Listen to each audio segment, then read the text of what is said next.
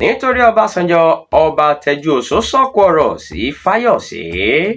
Olú ti ìlú Kẹ́ńtà nípínlẹ̀ Ògùn ọba Adékúnbọ̀ Tẹjuoṣo ti fi ọ̀rọ̀ gbá Ayọ̀délé Fayoṣe lórí pẹ̀lú bó ṣe tàbùkù ààrẹ àná lórílẹ̀‐èdè yìí olóyè Olúṣẹ́gun Ọbásanjọ́ ní ọjọ́ ajé Monday. Nínú àtẹ̀jáde kan tí ọba Adékúnbọ̀ Tẹjuoṣo fi síta ló ti jẹ́ kó yé Fayoṣe pé ìwà tó hù jẹ́ èyí tí kò bójúmu rárá bó tilẹ̀ wù kó kéré mọ́. Ó fi kún ọ̀rọ̀ rẹ̀ pé ohun tí a bá ṣe sílẹ̀ lónìí ìtàn ni yóò dà bó dọ̀la àti pé kò sí àṣegbé kankan àṣepamọ́ ló wà.